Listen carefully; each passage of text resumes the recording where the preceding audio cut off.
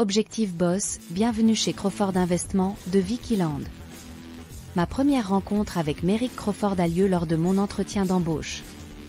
Enfin, techniquement, je l'ai rencontré 20 minutes plus tôt, lorsqu'il a fait irruption dans une cabine d'essayage à quelques mètres du lieu de rendez-vous. Sur le coup, j'ai crié. Et lui aussi. Vêtu d'un simple soutien-gorge, j'ai mis fin à cette dispute en claquant la porte au nez de ce magnifique abruti. Comme vous pouvez l'imaginer, maintenant je panique en découvrant que ce grossier personnage risque bien de devenir mon nouveau boss. Pourtant, il ne semble pas me reconnaître. Du moins, c'est ce que je crois. Jusqu'à ce qu'on se dispute à nouveau pendant l'entretien et qu'il me dise d'aller me renifler les selles. Bon, d'accord, lorsqu'il m'a surprise dans la cabine, je n'étais peut-être pas vraiment en pleine séance d'essayage. Pour ma défense, j'étais restée coincée dans un train non climatisé pendant 2 heures et je voulais m'assurer que je ne sentais rien. Bien évidemment, je ne m'attends pas à obtenir le poste. Mais curieusement, une invitation à un second entretien arrive dans ma boîte mail. Avant de partir, je demande à voir Merrick. J'ai besoin de savoir pourquoi je suis encore en lice après notre départ désastreux. Il s'avère qu'il veut m'engager uniquement parce que je suis la candidate la moins compétente. Apparemment, son conseil d'administration l'oblige à pourvoir le poste contre son gré. Je n'ai pas vraiment envie de travailler dans un endroit où mon boss s'attend à me voir échouer, alors je décide de lui prouver qu'il se trompe. C'est ma nouvelle opération, Objectif Boss. Ce qui est inattendu, en revanche, c'est toutes les autres choses que je me surprends à vouloir faire avec Merrick Crawford. Il faut dire que ce n'est pas une idée brillante de nouer des liens plus intimes avec mon patron. Mais vous savez ce qu'on dit à propos des choix, il y en a qu'on regrette, d'autres dont on est fier. Et je me demande bien comment celui-là va tourner. Poursuivez mon histoire gratuitement en cliquant sur le premier lien dans la description de la vidéo. Je fis quelques pas à l'intérieur du bureau palatial. Lorsque la porte en verre se referma derrière moi, alors que le type n'avait toujours pas levé les yeux ni ne m'avait salué, j'eus envie de faire demi-tour et de repartir en courant. Mais alors que je débattais intérieurement de cette décision, Monsieur Grincheux perdit patience. Le dos toujours tourné à moi, il posa quelque chose sur son étagère. « Vous allez vous asseoir ou je dois aller chercher une boîte de conserve et de la ficelle pour votre entretien ?» Je plissais les yeux. Quel con! Je ne sais pas si c'était la journée que je passais ou l'attitude de ce type qui me fit perdre mon sang-froid, mais soudain je me moquais de savoir si j'obtiendrais le poste. Arriverait ce qui arriverait. Ce qui est bien quand on atteint le stade où l'on ne se soucie plus de savoir si on gagne ou si on perd, c'est que cela ôte toute pression. Peut-être que je vous accordais une minute dans l'espoir que ça améliorerait votre humeur, dis-je. Le gars se retourna. La première chose qui attira mon attention fut son sourire en coin. Mais lorsque mes yeux remontèrent pour croiser les siens et que je vis pour la première fois ce verre surprenant, je faillis tomber à la renverse. Non, sérieusement? Mais non, c'est pas possible. Le petit-fils de Kitty est le type de la cabine d'essayage. J'eus envie de me cacher dans un trou quelque part.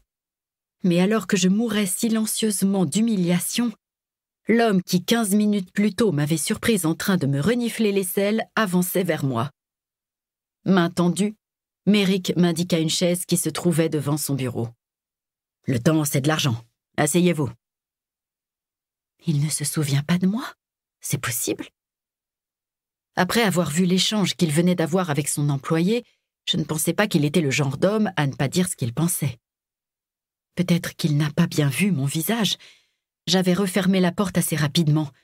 Et là-bas, j'étais en soutien-gorge, alors que maintenant, j'étais entièrement vêtue. Ou peut-être, est-ce que je me trompais et que ce n'était pas le type du magasin? Je ne le pensais pas. Alors que j'étais peut-être oubliable pour lui, cet homme avait un visage mémorable. Une mâchoire ciselée, des pommettes saillantes, une peau impeccable et bronzée, des lèvres pleines et des cils épais et foncés qui bordaient des yeux verts presque translucides. Ces derniers me fixaient à cet instant même comme si j'étais la dernière personne qu'il voulait voir dans son bureau. Il mit ses mains sur ses hanches. « Je n'ai pas toute la journée. Finissons-en. » Waouh, quel garçon adorable! Il avait l'air aussi enthousiaste que moi à l'idée de travailler pour lui. Néanmoins, j'avais fait pas mal d'efforts pour être là. Alors autant finir ma semaine merdique avec un refus de plus et jouer le jeu.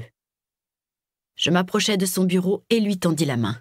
« Evie Vaughan. »« Merrick Crawford. » Nous nous serrâmes la main sans nous quitter du regard et je ne vis toujours aucun signe indiquant qu'il me reconnaissait, ni de l'incident dans la cabine d'essayage, ni en tant qu'ami de sa grand-mère. Peu importe, Kitty m'avait fait franchir la porte, le reste dépendait de moi. Mon curriculum vitae trônait au centre de son imposant bureau de verre.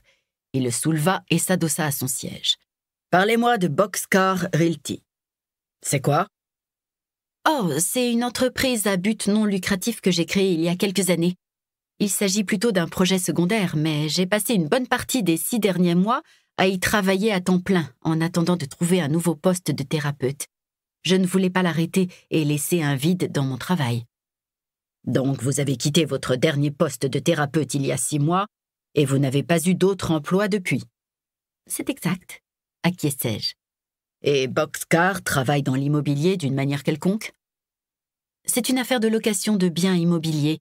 Je possède quelques lieux non traditionnels que je loue par le biais d'Airbnb. » Les sourcils de Merrick se froncèrent. « Non traditionnels ?»« C'est une longue histoire, mais j'ai hérité d'une propriété dans le sud qui est idéale pour faire de la randonnée et s'échapper de la ville. Elle n'était pas du tout développée et je ne voulais pas gâcher le terrain en construisant des maisons.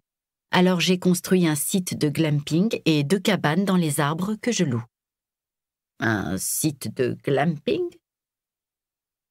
C'est du camping, mais avec un peu plus de glamour.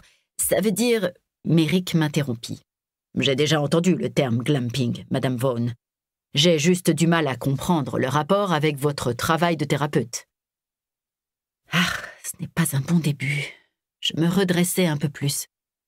Eh bien, ce n'est pas directement lié, sauf si vous considérez que la plupart des gens à qui je loue cherchent à s'évader de leur travail stressant.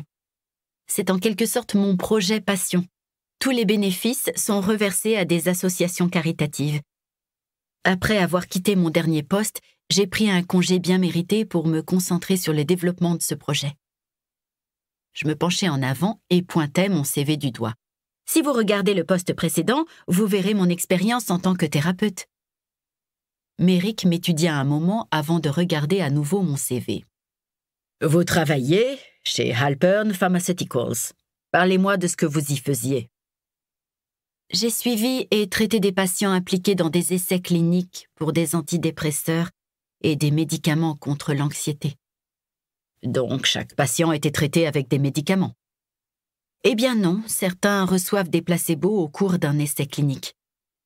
S'agissait-il de personnes travaillant dans un environnement très stressant? En partie. Ces personnes venaient de tous horizons, mais ils souffraient tous de dépression et d'anxiété. Merrick se frotta la lèvre avec le pouce. Je suppose que ces personnes recherchaient des médicaments parce que la thérapie traditionnelle ne fonctionnait pas. Je hochai la tête. C'est ça. Tous les participants devaient avoir suivi une thérapie pendant au moins 1 an pour pouvoir intégrer l'essai.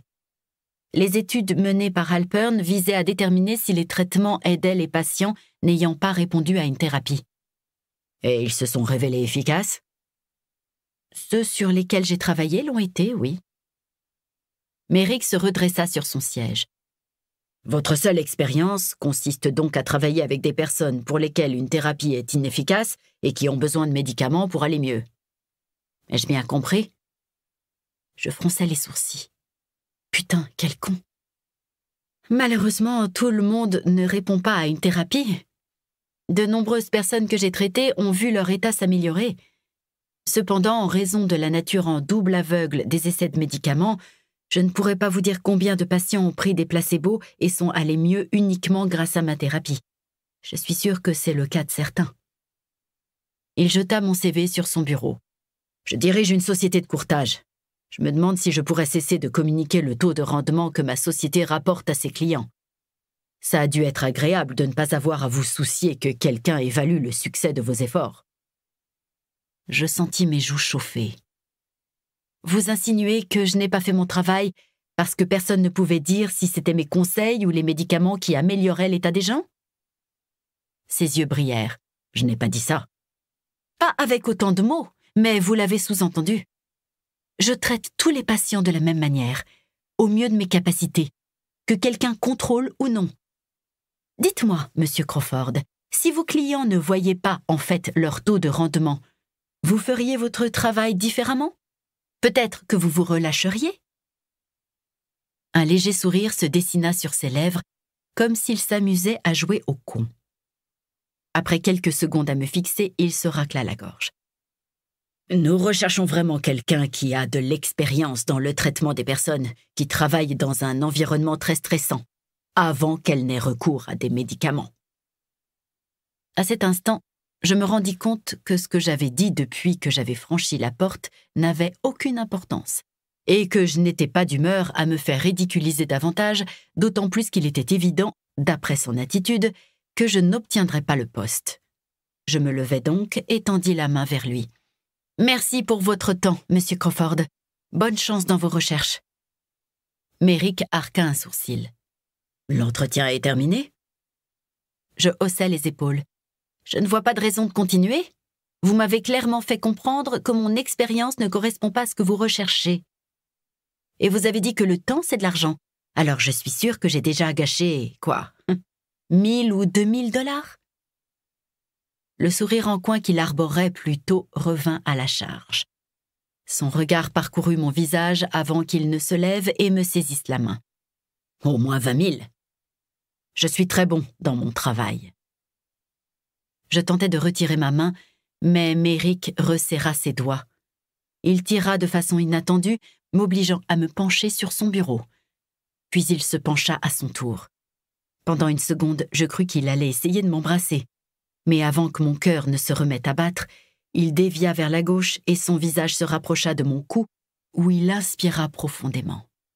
Ensuite, il lâcha simplement ma main comme si rien ne s'était passé. N'oubliez pas d'appuyer sur le bouton j'aime, de vous abonner à la chaîne et d'activer la cloche de notification pour découvrir les prochaines vidéos. N'hésitez pas non plus à laisser un commentaire si vous souhaitez partager votre avis. À bientôt!